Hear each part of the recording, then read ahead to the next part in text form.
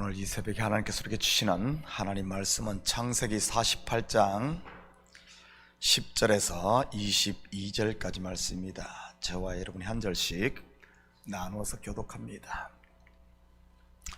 이스라엘의 눈이 나이로 말미암아 어두워서 보지 못하더라. 요셉이 두 아들을 이끌어 아버지 앞으로 나아가니 이스라엘이 그들에게 입맞추고 그들을 안고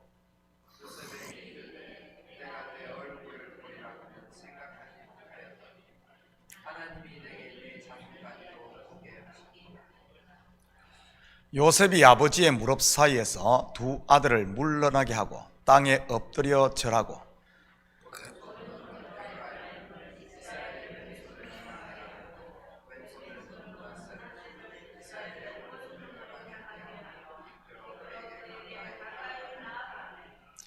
이스라엘이 오른손을 펴서 차남 에브라임의 머리에 얹고 왼손을 펴서 므낫세의 머리에 얹으니 므낫세는 장자라도 팔을 엇바꾸어 얹었더라.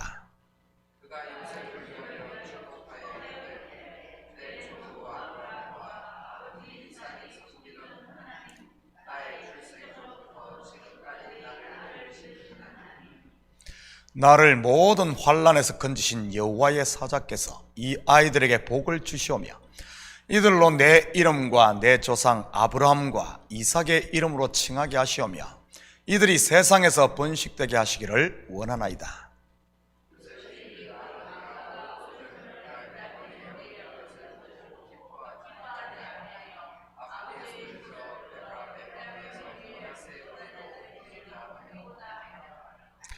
그의 아버지에게 이르되 아버지여 그리 마옵소서. 이는 장자이니 오른손을 그의 머리에 얹으소서 하였으나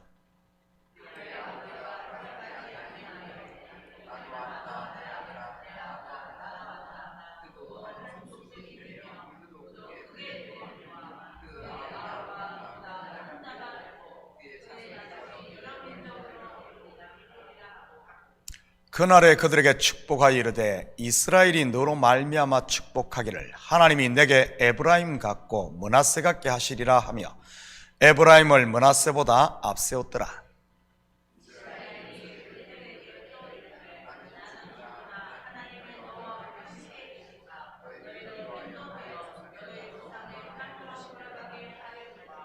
함께 읽겠습니다. 내가 내게 내 형제보다 세겜 땅을 더 주었나니 이는 내가 내 칼과 활로 아모리 족속의 손에서 빼앗은 것이니라. 아멘. 좋은 아침입니다. 작년에 한국에 계신 은사 목사님께서 암 선고를 받고 약 5개월가량 투병하시다가 하나님의 부름을 받았습니다. 저도 그 일로 1년에 2번씩이나 한국을 다녀왔었고요. 그 목사님은 저에게 아버지와 같은 분이셨을 뿐만 아니라 신앙의 스승이었습니다. 물론 너무 엄격하시고 호되게 야단을 치셔서 그 밑에 있었을 때는 오해도 많이 했었습니다. 그런데 제가 미국 와서 단독 목회를 하다 보니 그분의 가르침 하나하나 그리고 훈련 하나하나가 살이 되고 뼈가 되었다는 사실을 새삼 깨닫게 되었습니다. 그때 한국교회 성도들 분 중 한 분이 이런 말씀을 하셨습니다. 암보다 더 효자병이 없다고 말이지요. 왜 그러냐고 물었더니 암은 걸리면은 죽을 날을 대충 알기 때문에 생을 정리할 충분한 시간을 허락하기 때문이라고 하더군요. 물론 요즘은 말기가 아니면은 많은 암들이 치유가 가능하기 때문에 조금 다르기만 하지만 말입니다. 죽기 전에 삶을 정리하고 자녀들을 축복하며 마지막 말 곧 유언까지 남기고 죽는다면 그 또한 큰 복이 아닐까 생각해 봅니다. 오늘 본문은 야곱이 죽음을 앞두고 자기의 아들이 된 요셉의 두 아들과 요셉에게 축복하는 장면입니다. 같이 살펴보면서 이 축복 속에 담긴 복음을 공부해 보도록 하겠습니다. 10절입니다. 이스라엘의 눈이 나이로 말미암아 어두워서 보지 못하더라. 요셉이 두 아들을 이끌어 아버지 앞으로 나아가니 이스라엘이 그에게 입맞추고 그들을 안고. 아이러니컬하게도 이스라엘의 아버지인 이삭 또한 두 아들 에서와 야곱을 축복할 때 나이로 인해 앞을 볼 수 없었습니다. 요즘에는 약이 좋아서 그런지 나이 들었다고 앞을 못 보는 분들은 별로 만나보지 못했습니다. 귀가 어두워 보청기를 끼는 분들은 많이 보았지만 말이지, 그렇다면 나이로 말미암아 어두워서 보지 못했다는 말이 갖는 이 영적 의미가 뭐겠습니까? 단순히 나이로 인해 약해진 시력만을 말하는 것일까요? 물론 그럴 수도 있습니다. 그렇지만 성경을 좀 깊이 있게 보면, 공부해 보면 그것만이 다가 아님을 알 수 있습니다.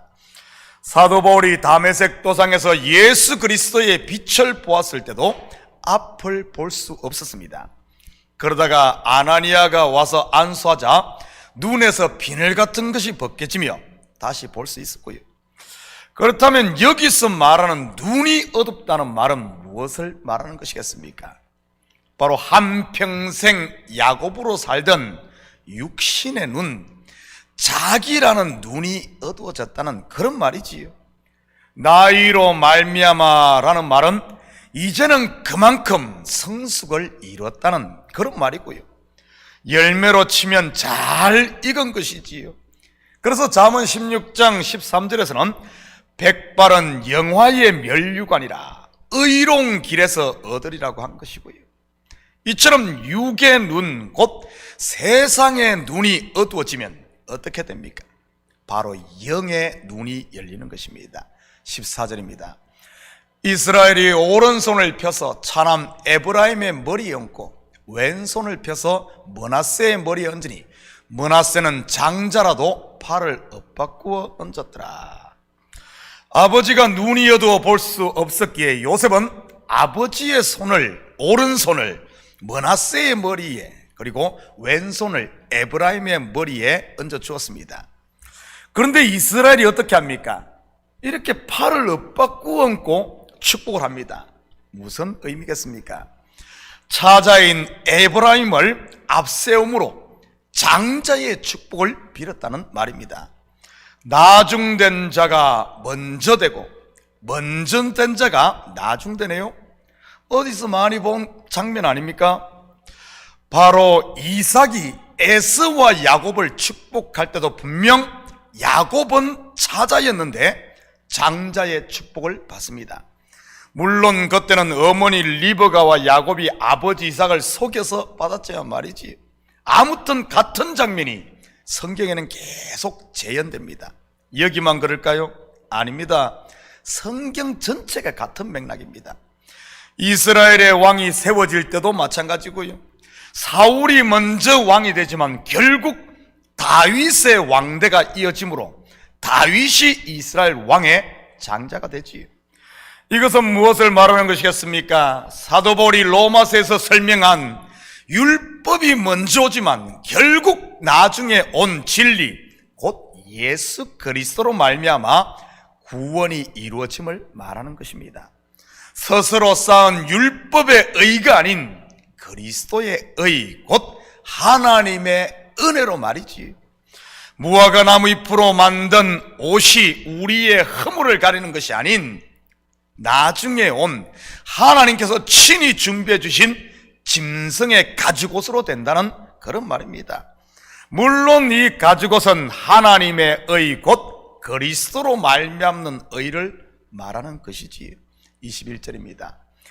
이스라엘이 요셉에게 또 이르되 나는 죽으나 하나님이 너희와 함께 계시사 너희를 인도하여 너희 조상의 땅으로 돌아가게 하시려니와. 이스라엘이 요셉에게 한 이 예언, 곧 축복은 430년 후 출애굽을 하는 백성들에게 일종의 표대가 됩니다. 그들이 출애굽을 해 약속의 땅 가나안으로 가는 것은 단순한 땅을 정복하는 땅 따먹기가 아니라 하나님의 언약을 성취하는 것이라는 사실 말이지. 창세기의 1차 독자가 누구라고 했습니까? 출애굽을 한 출애굽 1세대들입니다. 물론 그 가운데는 2세대들도 포함되어 있었을 것이고요. 우리가 출애굽을 공부해 보면 광야 40년 동안 얼마나 많은 난관들에 부딪힙니까? 홍해가 갈라지는 엄청난 하나님의 살아계심을 온몸으로 체험한 그들이지만 막상 광야에 발을 디디자 어떤 일이 일어납니까? 3일을 가도 물을 얻지 못하자 바로 불평과 불만, 심지어는 애굽으로 다시 돌아가자는 무리들까지 나오게 됩니다. 그 후에 먹을 것이 없다고 불만, 먹을 것 주니까 고기 달라고 난리를 칩니다. 메추라기, 즉 고기를 주니까 또 무엇을 달라고 하던가요? 마늘을 달라, 수박을 달라, 참외를 달라, 나중에 가서는 길이 뭐 거칠다, 아니면은 자기의 어떤 그거 뭡니까, 높아지기 위해서 이 모세의 그 어떤 권위에까지 도전을 하면서 불평을 하지 않습니까? 자기 자리를 이탈해서 말이지. 그럴 때마다 나오는 이야기가 애굽으로 돌아가자 했던 것이지. 어떻게 그 많은 문제들을 모세가 헤치고 약속의 땅에 갈 수 있었습니까? 바로 이스라엘이 요셉에게 한 말씀, 하나님께서 너희를 인도하여 너희를 조상의 땅으로 돌아가게 하시리라는 이 언약이었던 것입니다. 이것은 천성을 향해 가는 순례자인 우리도 마찬가지인 겁니다. 저는 우리 식구들이 환경이나 현실에 함몰되지 마시고 말씀을 붙들 수 있기를 축복합니다. 특히 난관을 만날 때마다 말이지요. 빌립보서 1장 6절입니다. 너희 안에 착한 일을 시작하시니가 그리스도 예수의 날까지 이루실 줄을 우리는 확신하노라. 로마서 8장 38절 39절입니다. 내가 확신하노니 사망이나 생명이나 천사들이나 권세자들이나 현재 일이나 장래 일이나 능력이나 높음이나 깊음이나 다른 어떤 피조물이라도 우리를 우리 주 그리스도 예수 안에 있는 하나님의 사랑에서 끊을 수 없으리라. 요셉의 가슴에 새겨진 아버지 이스라엘의 유언, 곧 하나님의 말씀은 400년이라는 긴 세월을 지나 결국 출애굽 2세대를 통해 성취가 됩니다. 이것을 저와 여러분에게 적용하면 우리 속에 말씀으로 착한 일을 시작하신 네가 주 예수의 날에 이루시는 것이지요. 우리를 하나님의 아들로 완성하셔서 천국을 유업으로 상속케 하시는 그런 말입니다. 저는 우리 식구들이 자녀들에게 잠시 떠없어질 물질이나 재산보다 그들의 평생을 인도할 하나님의 말씀을 물려주었으면 좋겠습니다. 단순한 말씀 암기시키거나 성경 읽히는 것만이 다가 아니라 여러분이 몸소 믿음을 실천하는 그런 삶을 보여줌으로 말이지요. 믿음으로 산다는 말이 무슨 의미겠습니까? 자기를 부인하고 말씀 앞에 나를 처복종시키는 이런 순종하는 삶 아니겠어요? 내 생각을 쫓아 사는 것이 아니라 말이지. 야곱이 평생 내려놓는 삶을 통해 이스라엘이라는 새 이름을 받은 그런 믿음의 유산 말입니다. 그 유산을 요셉에게 그대로 말씀을 통해 물려주는 것이지. 사랑하는 성도 여러분, 오늘 하루도 우리 안에서 착한 일을 시작하신 하나님께서 반드시 하나님의 상속자로 완성하심을 믿으시고 악에게 지지 말고 선으로 악을 이기는 이 믿음의 선한 싸움, 곧 나를 내려놓음으로써 바깥 어두움에 홀로 울며 일을 가는 삶이 아닌 하나님께서 복으로 주신 공동체, 그리고 은혜와 평강의 하나님 나라를 마음껏 누리며 사는 이런 복된 삶이 되시기를 예수님의 이름으로 축복합니다. 같이 기도하십시다. 사랑의 아버지 하나님, 참으로 감사드립니다. 우리를 복되게 하사 우리가 아직 죄인 되었을 때에 그 아들 예수 그리스도를 우리에게 주심으로 하나님의 자녀 삼으시고 믿음을 선물로 주신 하나님, 이 믿음을 잘 아버지함 가꾸고 열매 맺어 우리 자녀들에게 아버지함 믿음을 유산으로 남겨주는 우리 성도들 다 되게 도와주시옵소서.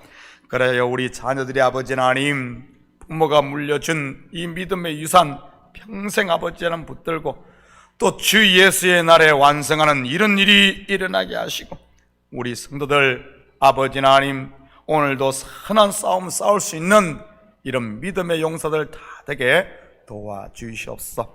이 새벽도 마음을 주님 앞에 쏟아놓을 때마다 주께서 우리 성도들의 마음을 받으시고 아버지 하나님 저들 속에 하나님의 평강이, 감사가, 기쁨이 충만하게 채워져 오늘 아버지 하나님 오늘 삶도 주님 보시기에 아름다운 열매 맺는 삶, 천국의 삶을 누리게 도와주시옵소서. 감사드리며 예수님의 이름으로 기도드립니다.